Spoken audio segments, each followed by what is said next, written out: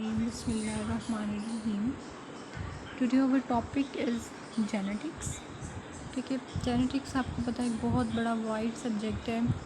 इसको करने के लिए तमाम पूरी जो हमारी प्रिपरेशन होती है वो एक तरफ, और डेवलपमेंट और जेनेटिक्स को करने के लिए एक तरफ। तो it may take some time like development and as such genetics part 1। इसके फर्दर 2 पार्ट्स हो रहे हैं। जेनेटिक्स पार्ट 2 भी होता है इसका, और जेनेटिक्स पार्ट 3 भी होता है। इस पोर्शन में मैं आपका सबसे पहले जेनेटिक्स पार्ट 1 डिस्कस कराऊंगी। ठीक है, अब क्या होता है, सबसे पहले दुआ पढ़ लेते हैं हम। रब्बि इश्रह ली सदरी व यस्सिर ली अमरी वाहलुल उक़दतम मिन लिसानी यफ़क़हू क़ौली अल्लाहुम्मा रब्बि ज़िदनी इल्मा अल्लाहुम्मा रब्बि ज़िदनी इल्मा अल्लाहुम्मा रब्बि ज़िदनी इल्मा। ठीक है, तो सबसे पहले हमें जीन का पता होना चाहिए, एलील का पता होना चाहिए, लोकस का पता होना चाहिए, और इसके अलावा और बहुत सारी टर्म्स का पता होना चाहिए।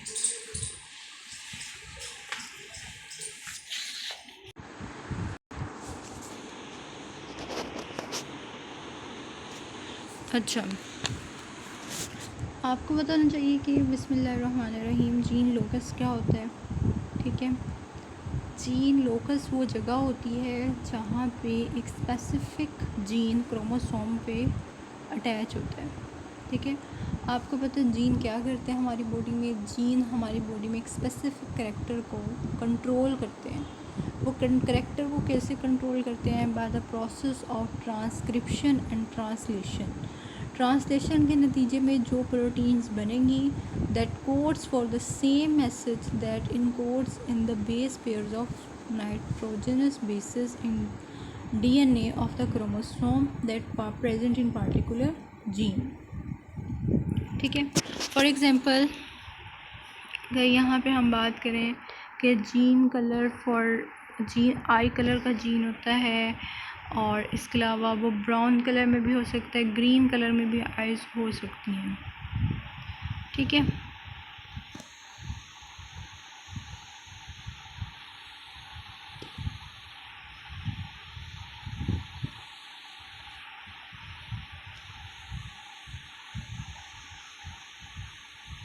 अच्छा ये सारा यही है। ठीक है, आपके पास आपको पता है कि एलील्स देख लें क्या होता है।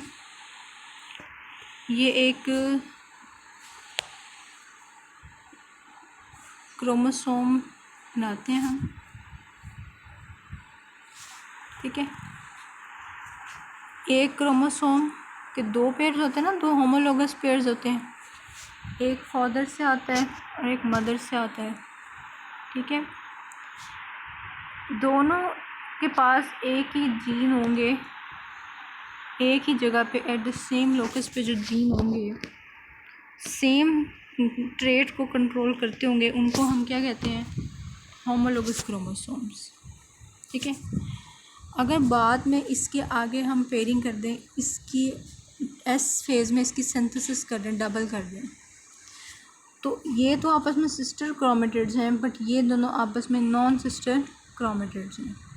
बट आपस में ये क्या हैं? Homologous chromosomes. ठीक है, अब क्या होता है यहाँ पे, ये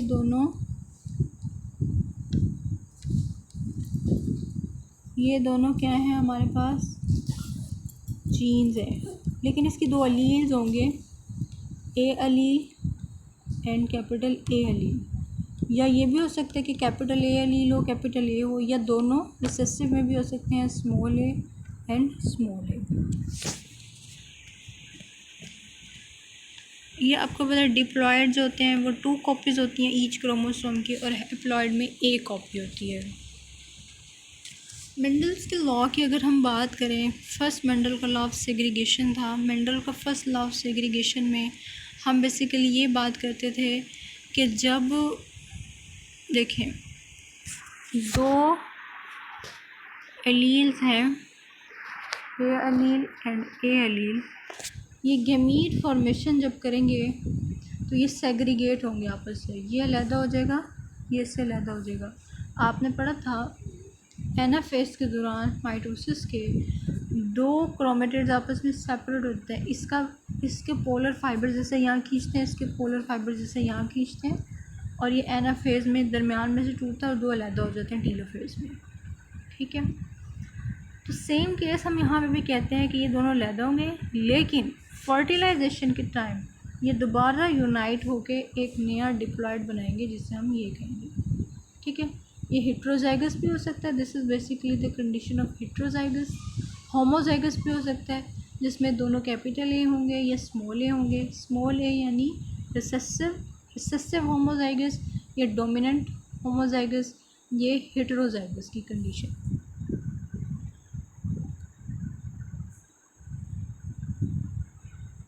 और मेंडल्स का जो दूसरा लॉ था इंडिपेंडेंट असॉर्टमेंट, वो ये कहता था, आपको पता है मेंडल का जो सेकंड लॉ था वो डाई हाइब्रिड 2 क्रॉसेस पर डिपेंड करता था।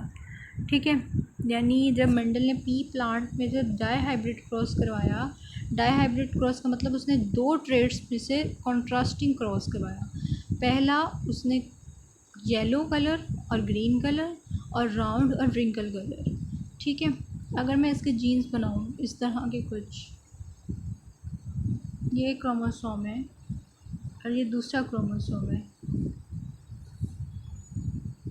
ये ए एंड ये ए, ये बी एंड ये बी, ये दोनों कोड कर रहे हैं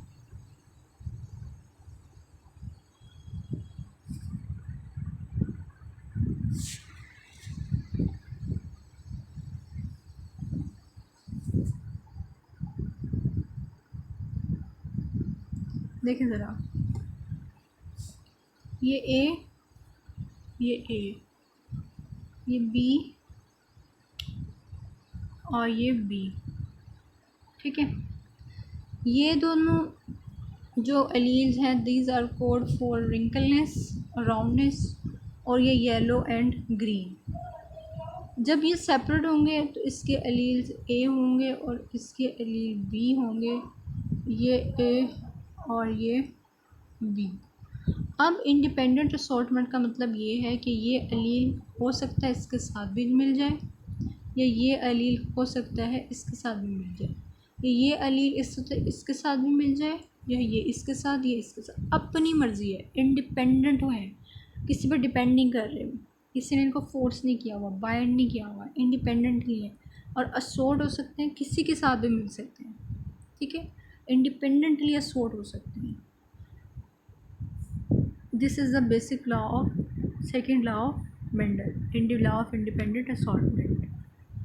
टेस्ट एंड बैक क्रॉस मैंने बहुत दफ़ा समझाया कि टेस्ट क्रॉस बेसिकली वो क्रॉस होता है जिसमें हम एक इंडिविजुअल की जीनोटाइप मालूम करते हैं कि आइदर ही होमोजाइगस और हेट्रोजाइगस।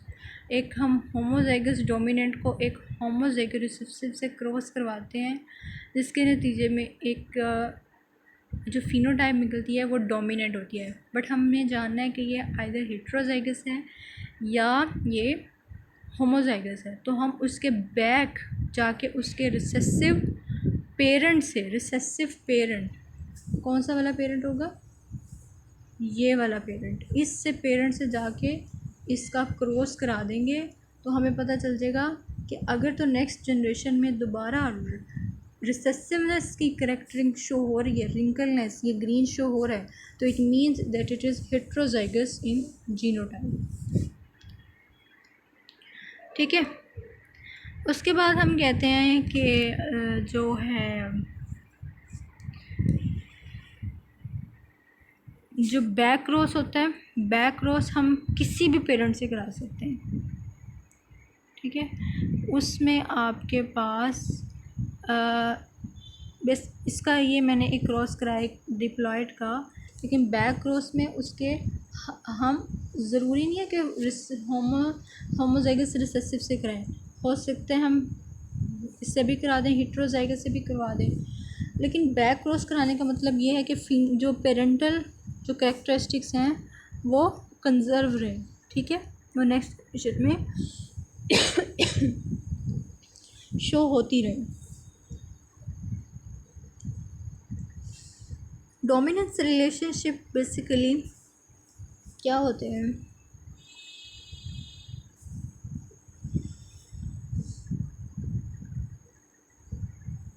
दो क्रोमोसोम है, ए अलील, सेम जीन सेम लोकस। एक ही जीन के दो अलील एक ही लोकस पे एक दूसरे के अफेक्ट को असरअंदाज करें, इंटरफेयर करें, उनका इंटरेक्शन को डोमिनेंस रिलेशनशिप कहते हैं।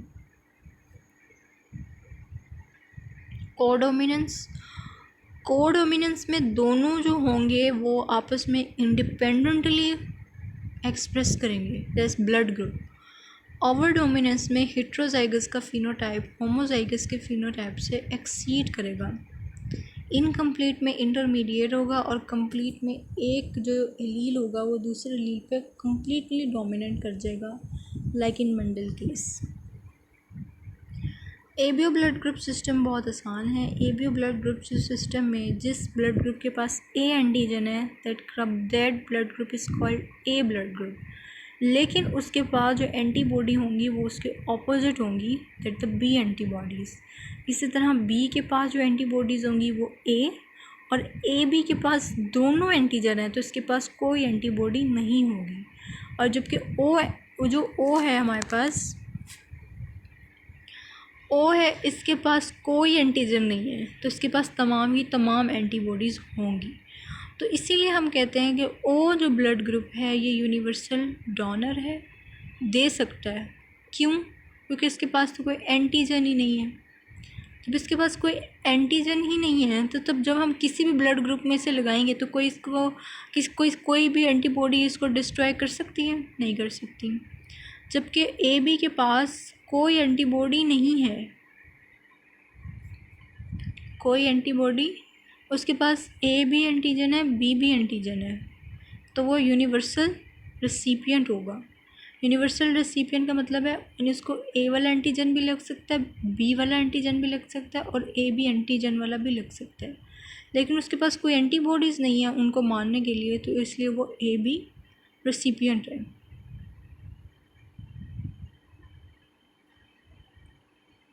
RH फैक्टर की अगर हम बात करें, अगर ब्लड ग्रुप ए पॉजिटिव के ऊपर RH फैक्टर ए नेगेटिव हो, अगर RH फैक्टर प्रेजेंट है तो इसका मतलब है वो पॉजिटिव ब्लड ग्रुप है। अगर उसके ऊपर RH फैक्टर नहीं है तो इसका मतलब वो RH ब्लड ग्रुप नेगेटिव में जा रहा है। ठीक है। अब जो RH पॉजिटिव वाला ब्लड ग्रुप होता है ना, इसमें क्या होता है, इसमें एंटीबॉडीज़ पहले से प्रेजेंट होती हैं। ठीक है। और RH नेगेटिव वाले में एंटीबॉडीज़ नहीं होती हैं, लेकिन अगर आप उस RH नेगेटिव वाले ब्लड ग्रुप को RH पॉजिटिव ब्लड दे देते हो तो उसके ख़िलाफ़ ज़ाहिर सी बात है वो एंटीबॉडीज़ की प्रोडक्शन करेगा, तो जिसकी वजह से उसके अंदर एंटीबॉडीज़ प्रोड्यूस हो जाएंगी लाइफ टाइम के लिए। ठीक है। यानी स्टिमुलेशन चाहिए RH नेगेटिव के ब्लड ग्रुप को for the production of antibodies. Erythroblastosis fetalis की कंडीशन भी यही होती है कि जब एक मदर कंसीव कर लेती है एक बेबी को जो RH पॉजिटिव का ब्लड ग्रुप होता है, जो उसके फादर से इनहेरिट होता है उसके बेबी में, लेकिन मदर का जो ब्लड ग्रुप है वो नेगेटिव है। फर्स्ट प्रेगनेंसी के दौरान कुछ नहीं होता, प्लेसेंटा बैरियर्स क्रॉस नहीं करते, ब्लड एक दूसरे से क्रॉस नहीं करते, लेकिन फर्स्ट प्रेगनेंसी की जब पीरियड आता है बर्थ का, तब बहुत सारे जो एंटीजन्स होते हैं बेबी के वो मदर के प्लेसेंटा को क्रॉस कर जाते हैं, जिसके ख़िलाफ़ जो मदर होती है वो बहुत सारे एंटीबॉडीज़ बना लेती है। अगर उस टाइम पे उसको एक इंजेक्शन ना दिया जाए तो नेक्स्ट बेबी के लिए ये बहुत ख़तरनाक होते हैं। ठीक है। जब नेक्स्ट बेबी फॉर एग्ज़ाम्पल अगर एक वुमेन को वो इंजेक्शन नहीं मिलता, वो एंटी सीरम नहीं मिलता, फिर क्या होता है उस केस में ये होता है कि जो मदर का जो RH एंटीबॉडीज़ मदर ने बना ली, जब नया बेबी कंसीव होगा, जब उसकी बर्थ का टाइम आएगा तो बहुत सारे एंटीबॉडीज़ बच्चे के अंदर चले जाएंगे। ठीक है। यानी 2 मंथ की फ़ीटस के अंदर ही चले जाएंगे, बर्थ तो भी दूर है, दूसरी प्रेगनेंसी में। तो जाके उसके जब एंटीबॉडीज़ हैं और एंटीजन है अगेंस्ट आपस में, तो उसकी हीमोलिटिक एनीमिया स्टार्ट कर देंगे बेबी की। इसकी वजह से बेबी में बिलीरुबिन बहुत ज़्यादा प्रोड्यूस हो जाएगा, जॉन्डिस हो जाएगी और वो रिटार्डेड होगा, वो एबनॉर्मल बेबी होगा। एपिस्टेसिस और पीलियोट्रोपी में यही डिफरेंस होता है कि एपिस्टेसिस ना एक जीन है, पूरा एक जीन है क्रोमोसोम पे, वो दूसरे जीन के अफेक्ट को हाइड करे या मास्क करे या उसको डोमिनेट करे, उसे एपिस्टेसिस कहते हैं। और इसकी एग्जांपल बॉम्बे फिनोटाइप है। पीलियोट्रोपी में ये होता है कि एक सिंगल जीन बहुत सारे फैक्टर, बहुत सारी ट्रेड्स को कंट्रोल करती है। कैसे?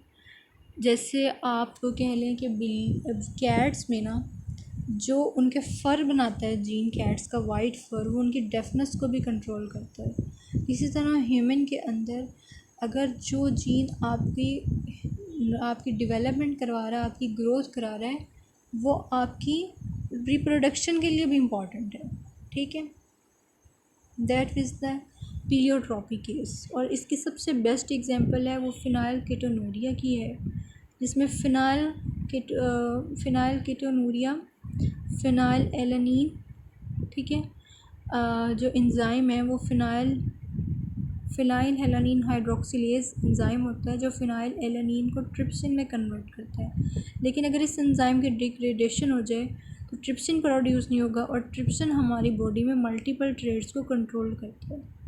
This is one of the most common example of पीलियोट्रोपी।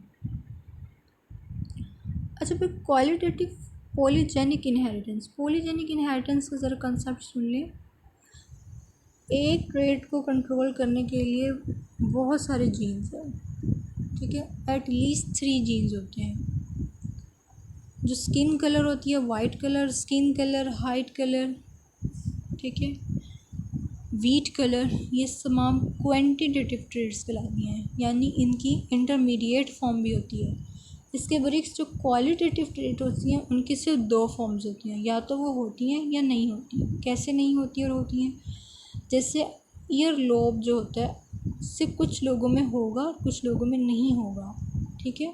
Tongue rolling कुछ लोगों में होगी तो कुछ लोगों में नहीं होगी। This is a qualitative traits, quality है उस बंदे की।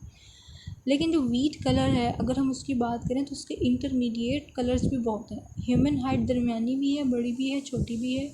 ह्यूमन्स काले भी हैं, ग्रे भी हैं, वाइट भी हैं, ब्लैक भी हैं। This is the qualitative traits, sorry quantitative traits, quantity है उनकी। और क्वांटिटेटिव ट्रेड्स को हम पॉलीजेनिक इनहेरिटेंस में क्या करते हैं, वो पुट करते हैं, ठीक है। अच्छा, इसके अलावा अगर एक और इम्पॉर्टेंट पॉइंट मैं बता दूं आपको, यहाँ पे पूछ लेते हैं कि पॉलीजेनिक इनहेरिटेंस में अगर आप बात करें तो आप यहाँ पे से कौन सा डोमिनेंस रिलेशनशिप देंगे। तो हम कहेंगे कि इसकी यानी दरमियान की फॉर्म भी बनती है ना, इंटरमीडिएट फॉर्म भी बनती है, यानी दरमियानी हाइट भी है, कलर में भी दरमियाना है और हाइट में भी दरमियाना है। तो हम इसको कहेंगे कि ये इनकम्प्लीट डोमिनेंस की भी टाइप हो सकती है, पॉलीजेनिक या क्वांटिटेटिव ट्रेड्स।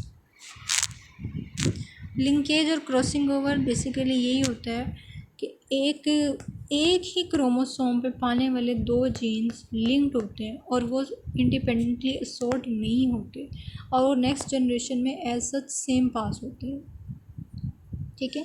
लेकिन देखिए, मैं यहाँ पे आपको समझाऊँ, ये 2 जीन्स हैं, ये जब असॉर्ट होंगे नेक्स्ट जनरेशन में तो ये आगे यूं ही जाएंगे, ठीक है।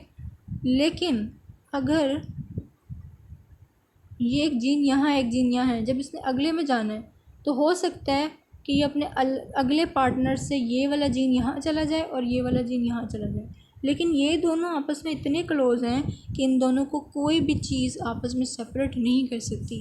इसे कहते हैं लिंक्ड जीन्स। और इस जो आपस में थोड़े डिस्टेंस पे होते हैं उनमें क्रॉसिंग ओवर हो रही है। ये देखें, exchange of segments between non sister chromatids of homologous chromosome is called crossing over.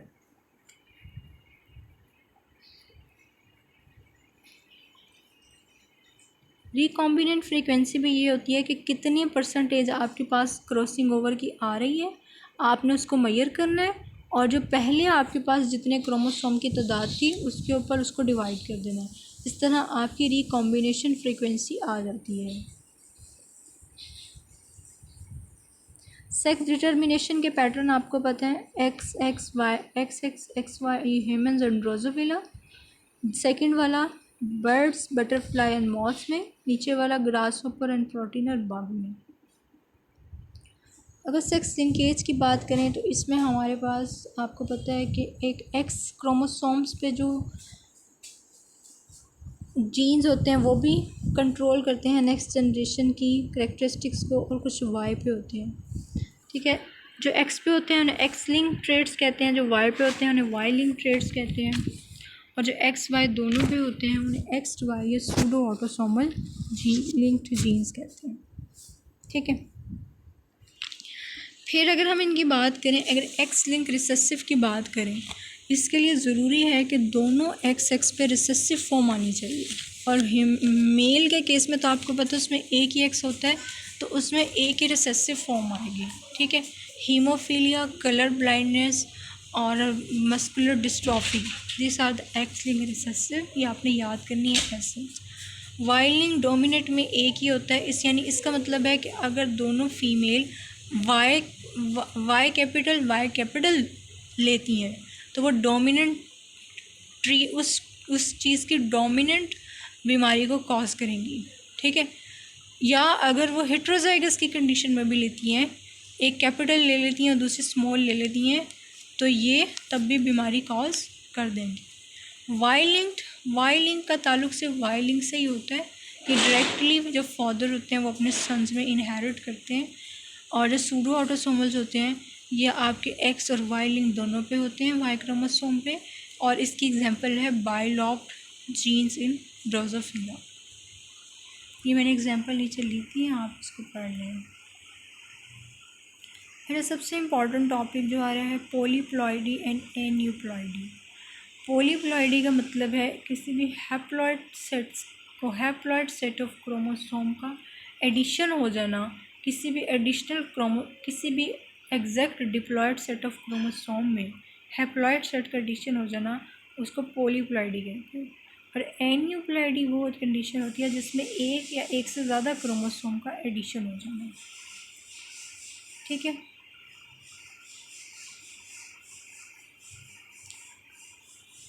Aneuploidy दो किस्म की होती है, ऑटोपोलीप्लॉइडी एंड एलोपोलीप्लॉइडी। अगर अपने ही जीनोम में से कुछ जो क्रोमोसोम हैं, हैप्लॉइड सेट ऑफ क्रोमोसोम वो ज़्यादा हो जाए अपने ही जीनोम के, तो उसको हम ऑटोपोलीप्लॉइडी कहते हैं। ठीक है, एलोपोलीप्लॉइडी जब हम दो चीज़ों को मिक्सचर करके बनाते हैं। ठीक है, यानी हमने दो चीज़ों को आपस में हमने चाह के हम एक ब्यूटीफुल ट्रेट लाते हैं, हम दो चीज़ों को मिक्स कर देते हैं, उसके क्रोमोसोम और उसके क्रोमोसोम को मिक्स कर देते हैं, या किसी भी यूज़फुल क्रोमोसोम को diploid number of set of chromosome में डाल देते हैं, तो एग्जैक्ट बात है उसका क्रोमोसोम नंबर डिप्लॉयड से बढ़ेगा ना, तो उसको हम एलोपोलीप्लॉइडी कहते हैं। ठीक है, ये यूप्लॉइडी की कंडीशन होती है, बेसिकली ये एनिमल्स में नहीं होती। अगर ये एनिमल्स में होती तो आज हम एक इंसान ना होता, कोई बंदर ना होता, कोई कैट ना होती, कोई डॉग ना होता। वो अगली जब भी उनकी मेटिंग होती तो जाहिर सी बात है उनसे एक कोई नई चीज़ बनती। ठीक है, अच्छा, अगर हम एन्यूप्लॉइडी की बात करें, यानी इसमें हमने एक क्रोमोसोम का नंबर हमने ज़्यादा लिया है। अच्छा, अब आपने मेरी बात सुनी है, मैंने टर्म्स लिखी है। ठीक है, मैं आपको इसको समझाऊंगी, आपने इसको ज़रा गौर से समझना है। मैं इससे साफ पेज ले लेते हैं। ठीक है, साफ पेज पे ज़्यादा अच्छा समझ आएगी। मैंने आपको अभी सारा बात समझाई है कौन सी पॉलीप्लॉइडी में ऑटोपोलीप्लॉइडी एंड एलोपोलीप्लॉइडी, यानी हैप्लॉइड सेट ऑफ क्रोमोसोम्स का एडिशन हो जाना। ठीक है, अगर हम एन्यूप्लॉइडी की बात करें, अगर हम NU पॉलीप्लॉइडी की बात करें तो इसमें हम कहते हैं हाइपोपोलीप्लॉइडी और हाइपर पोलीप्लॉइडी। ठीक है, हाइपो का मतलब होता है मोनोसोमी, यानी एक पूरे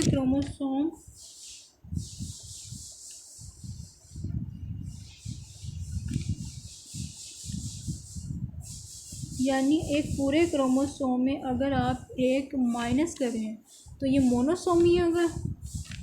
ठीक है, अगर हम नलीसोमी कर रहे हैं तो 2 क्रोमोसोम का मिसिंग करा दें। अगर आप ट्राइसोमी करा रहे हैं यानी ज़्यादा करा रहे हैं तो 1 का एडिशन करा दें। ठीक है, अगर आप टेट्रासोमी करा रहे हैं तो 2 का एडिशन करा दें। ठीक है, एन्यूप्लॉइडी की कंडीशन में। ठीक है, इनकी सिग्निफिकेंस क्या होती है जब ये प्लांट्स में हैं? तो जाहिर सी बात है ये एवोल्यूशन को कॉज करेंगे, न्यू स्पीशीज़ होंगी, डिजीज़ रेसिस्टेंट स्पीशीज़ होंगी, फास्टली ग्रोइंग स्पीशीज़ होंगी फॉर प्लांट्स की। अगर हम क्रोमोसोमल एब्रेशन की बात करें, ये वाली डिलीशन, आपको पता है किसी भी चीज़ का डिलीट हो जाना। ठीक है, ये टर्मिनल पे भी हो सकता है, यानी बिल्कुल यहाँ से भी हो सकता है, या इंटर कैलरी यहाँ से भी हो सकता है। ठीक है, इन्वर्जन क्या होता है? देखें, ये क्रोमोसोम था, इसका कुछ हिस्सा टूटा। ठीक है, जब इसने इसी क्रोमोसोम के अंदर, अब ये क्रोमोसोम ऐसा बन गया ना, ऐसा बन गया ना, और ये हिस्सा टूट के यहाँ आ गया, लेकिन इस हिस्से ने अपने आप को रोटेट किया ऐसे और आके यहाँ अटैच हो गया, यानी इसने अपनी जो पोजीशन थी वो उलट कर ली, इन्वर्ट हो गया 180 के एंगल पे। इसको हम इन्वर्जन कहते हैं। ठीक है, इसकी भी 2 टाइप्स होती हैं, पेरिसेंट्रिक एंड पैरासेंट्रिक। अगर तो पेरिसेंट्रिक इन्वर्जन्स में वो होती हैं, देखें, जिसके अंदर ये सेंट्रोमियर इन्वॉल्व हो और इसका ये हिस्सा पूरा का पूरा चेंज होके ये वाला नीचे वाला ऊपर चला जाए पोर्शन, और ये वाला यूँ नीचे बदल जाए, इसको हम पेरिसेंट्रिक कहते हैं। लेकिन अगर किसी भी क्रोमोसोम का और हिस्सा टूटे और इन्वर्ट होकर दूसरी प्लेस पे लग जाए, इसको हम पैरासेंट्रिक इन्वर्जन कहते हैं। ठीक है, डुप्लीकेशन में आपको पता है डबल हो जाती हैं चीज़ें। ट्रांसलोकेशन को समझ लें, एक क्रोमोसोम है, इसका कुछ हिस्सा टूटा,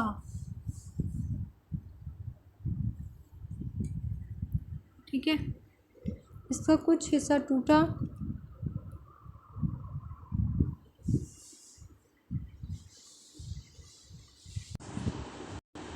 इसका कुछ हिस्सा टूटा और अपने पार्टनर क्रोमोसोम का भी कुछ हिस्सा टूटा, इसका इसमें चला गया और इसका इसमें चला गया। This is basically the translocation. ठीक है, ये 2 तरह की होती है, हेट्रोजाइगोट और होमोजाइगोट। हेट्रोजाइगोट में आप इसकी पेयरिंग कर लें, एस फेज के दौरान इन्होंने दोनों ने आपस में पेयरिंग कर ली है।